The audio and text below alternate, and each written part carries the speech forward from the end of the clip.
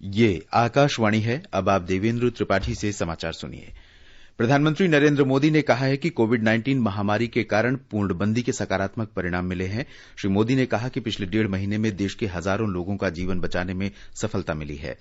राज्यों के मुख्यमंत्रियों के साथ वीडियो कॉन्फ्रेंस से बातचीत में श्री मोदी ने कहा कि मार्च के शुरू में भारत सहित कई देशों की स्थिति लगभग एक जैसी थी, लेकिन समय से कदम उठाने के कारण भारत बहुत से लोगों का जीवन बचाने में सफल रहा। श्री मोदी ने चेतावनी दी कि इस वायरस का खतरा अभी बना हुआ है और लगातार सावधानी ही सबसे अधिक महत्वपूर्ण है। प्रधानमंत्री ने कहा कि भारत अब तक 2 लॉकडाउन देख चुका है और दोनों अलग अलग तरह से रहे हैं। अब हमें आगे के बारे में सोचने की आवश्यकता है।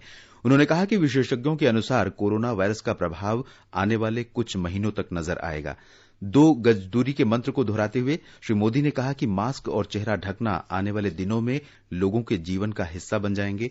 उन्होंने लोगों से अधिक संख्या में आरोग्य सेतु ऐप डाउनलोड करने पर बल दिया। देश में अब तक कोविड-19 के 28,380 मरीजों की पुष्टि हुई है। 6,361 रोगियों को अस्पताल से छुट्टी दे दी गई है। 886 रोगियों की मौत हुई है। स्वास्थ्य अधिकारी ने नई दिल्ली में मीडिया को जानकारी देते हुए बताया कि रोगियों के स्वस्थ होने की दर 22.17% है।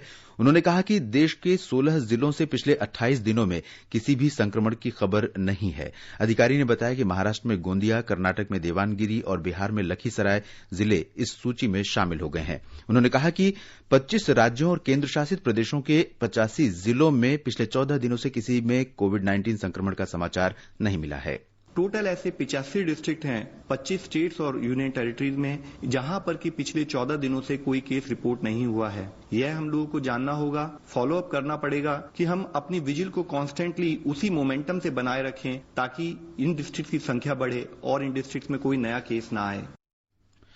स्वास्थ्य अधिकारी ने बताया कि प्रधानमंत्री ने मुख्यमंत्रियों से बातचीत में कहा कि इस विषाणु के फैलने की श्रृंखला तोड़नी चाहिए। संक्रमण रहित जिले के प्रशासन को निगरानी पर ध्यान देना चाहिए ताकि नए मामले उभरकर सामने न आएं।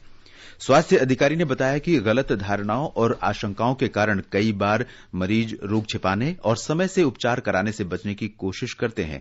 ऐसी स्थिति में वे केवल अपने परिवार को ही नहीं बल्कि पूरे समाज को नुकसान पहुंचाते हैं। उन्होंने कहा कि हमें यह समझना चाहिए कि स्वस्थ हुए मरीज से इसके फैलने का खतरा नहीं है, बल्कि वे प्लाज्मा थेरेपी देकर एंटीबॉडी के लिए महत्वपूर्ण साधन बन सकते हैं।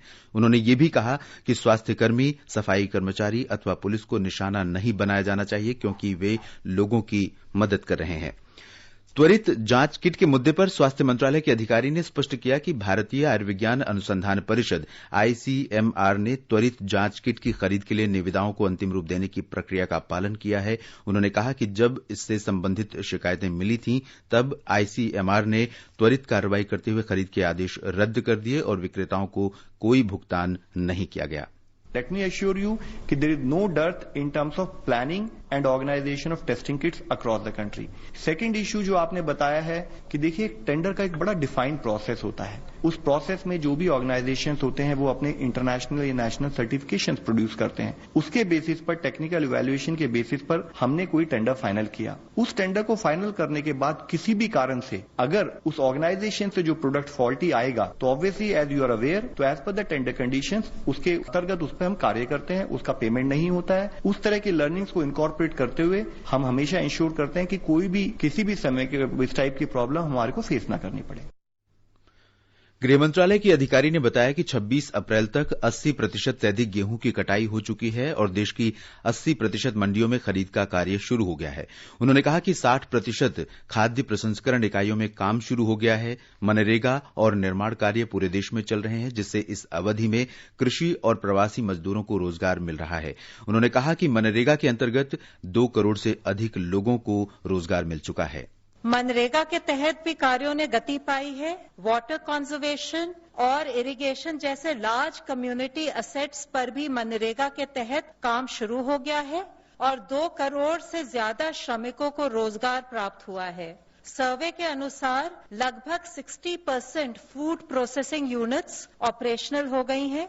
स्पेशल इकोनॉमिक जोन्स में 2,825 इकाइयां और इसके अलावा 350 एक्सपोर्ट ओरिएंटेड यूनिट्स भी क्रियाशील हो चुकी हैं।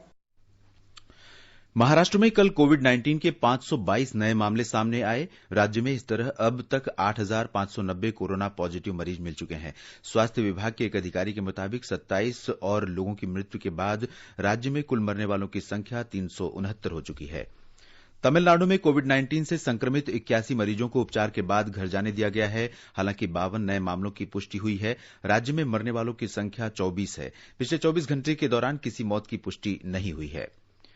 दिल्ली में पिछले 24 घंटों में कोरोना वायरस के 190 मरीजों की पुष्टि हुई है। दिल्ली में कुल संक्रमित लोगों की संख्या 3,108 हो गई है। दिल्ली सरकार ने बताया है कि 877 रोगियों को इलाज के बाद छुट्टी दी जा चुकी है और 54 लोगों की अब तक मौत हो चुकी है।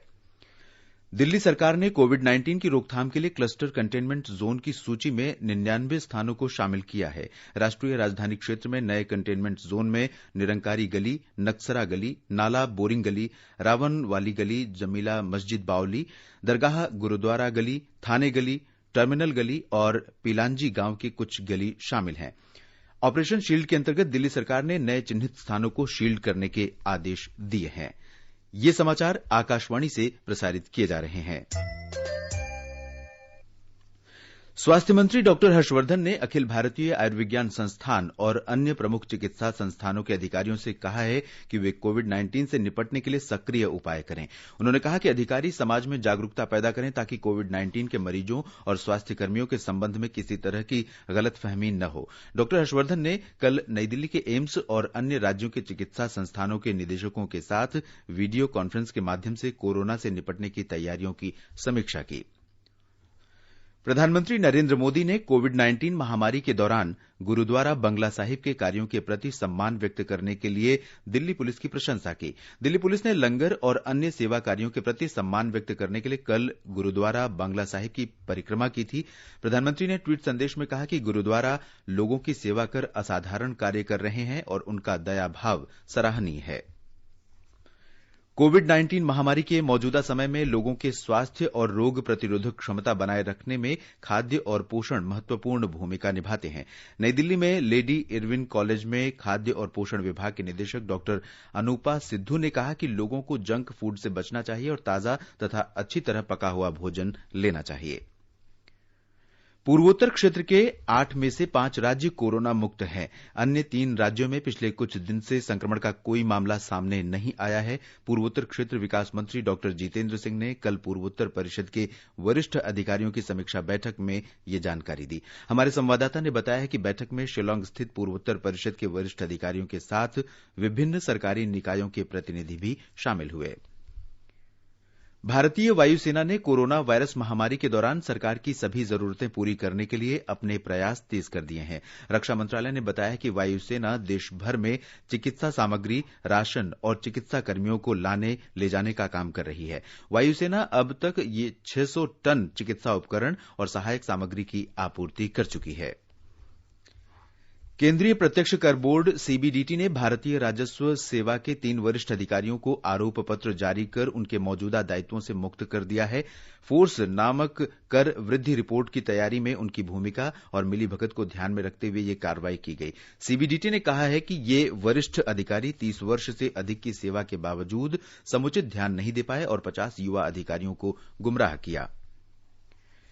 देश भर में गेहूं खरीद प्रक्रिया तेजी से जारी है। 26 अप्रैल तक 88,61,000 मीट्रिक टन गेहूं खरीदा जा चुका है। उपभोक्ता कार्य मंत्रालय ने बताया कि इस मौसम में 400 लाख मीट्रिक टन गेहूं खरीद का लक्ष्य हासिल होने की संभावना है। कोविड-19 को ध्यान में रखते हुए मंडियों में खरीद के दौरान सावधानी और सुरक्षित दूरी बनाए रखने पर ध्यान दिया जा रहा है। विदेश मंत्री एस जयशंकर ने कल अफगानिस्तान के विदेश मंत्री मोहम्मद हनीफ अतमार के साथ बैठक में विभिन्न मुद्दों पर चर्चा की। दोनों ने कोरोना संकट और मानवीय सहायता समेत खाद्यान्न तथा चिकित्सा सामग्री की आपूर्ति के बारे में बातचीत की। भारत ने कहा है कि कुवैत के साथ उसके मैत्री और सहयोगपूर्ण संबंधों को हर कोई जानता है और सोशल मीडिया का दुरुपयोग इनमें दरार नहीं डाल सकता। मीडिया के प्रश्नों का उत्तर देते हुए विदेश मंत्रालय के प्रवक्ता अनुराग श्रीवास्तव ने कहा कि कुवैत में अनाधिकारिक सामाजिक मीडिया माध्यमों पर भारत के संदर्भ में कुछ बातें कही जा रही हैं। उन्होंने कहा कि कुवैत ने भारत को आश्वासन दिया है कि वो भारत के साथ मैत्रीपूर्ण संबंधों के लिए प्रतिबद्ध है। इसके साथ ही ये समाचार बुलेटिन समाप्त हुआ।